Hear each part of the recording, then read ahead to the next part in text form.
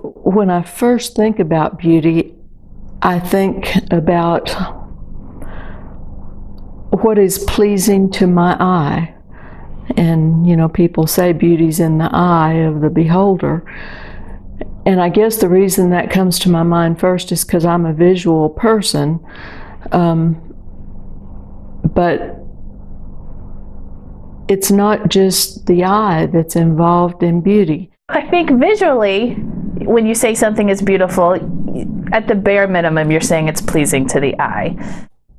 There's a complexity to beauty. I'm not sure what that complexity is. Like a flower is beautiful. I don't have a textbook answer for what beauty is. I just know it when I see it.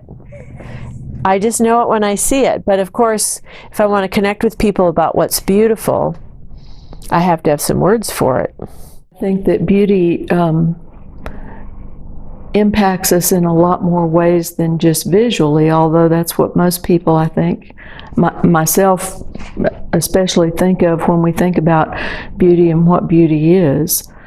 Anything that brings emotion to you when you see it or hear it has some sort of beauty to it, bad or good. I would say something that changes you emotionally has beauty in it.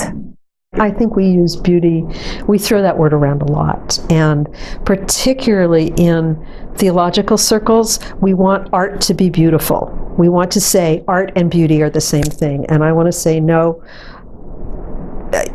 There's this whole line of argument about beauty being an attribute of God, and therefore it's connected to art, and I want to say no. If you need a transcendental for art, choose truth, because really good art is true before it's beautiful. Cherubic children are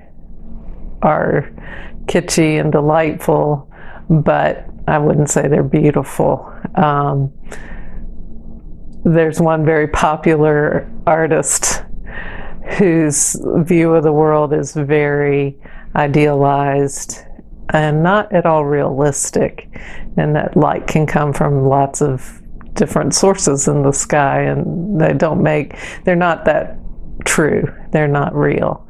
And I think there's less beauty in that than in a Van Gogh. And I think I have trouble seeing beauty in something that isn't good, morally good. I think that most people, including theologians, assume that beauty is a thing, that beauty is an inherent property is a property that's inherent in a thing, that such and such a thing is beautiful inherently, and that we can qualify, this thing is beautiful, this thing is not beautiful, this thing is more beautiful, this thing is less beautiful. And I wouldn't say that. I would say that beauty is an experience and a relationship, that when I encounter something and I say, oh, that's so beautiful, that's a relationship with that object or with that idea. I think ideas are sometimes beautiful as well. Beauty. Well, it renders me in a state of speechlessness, that's for sure. It kind of like takes my breath away. And there has to be some measure of color, harmony, asymmetry. I can talk aesthetically, I can talk, art speak, and say why I think it's beautiful, and it might be because of it. There are classical definitions of beauty that have to do with proportion and organization and unity, and there are all these particular canons of beauty that have been handed down to us from thousands of years. And many people assume that is therefore what's beautiful. I wouldn't necessarily say that. I can do that, but many things that I might find beautiful, you might not find beautiful, and vice versa. And that old thing about beauty is in the eye of the beholder, that sounds trite and it sounds silly, and there is a level at which that is not true. But there is a level at which it is entirely true. It's true in the sense that we each bring our own experiences to bear on whatever we're looking at, whether it's a sunset or a work of art, or another human being.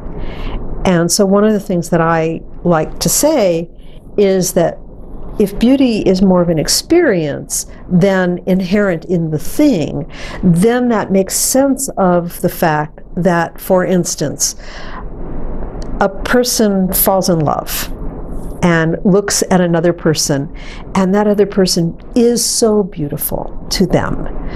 And somebody who's not in love with that person doesn't get it. The person that you are in relationship with looks so beautiful to you until you're having an argument. And then suddenly that same person that 5 minutes ago was so beautiful, or 10 years ago was so beautiful, now is repulsive because you're having an argument with them, because you're mad at them. And you can no longer see the beauty that is there. My experience in art school told me that any human person is beautiful. If I spend enough time looking at your face and drawing every little line, I will fall in love with you, at least for the process of drawing you or painting your portrait or whatever, because the quality of the attention, with that quality of attention, I can see the beauty. So there's a way of talking in theological aesthetics about how everything is beautiful in God's sight, and that is the way that everything is beautiful in God's sight. That anything that I pay that kind of attention to is going to be beautiful. I will experience it as beautiful, regardless of whether it is intrinsically beautiful, whatever that might mean, classically beautiful.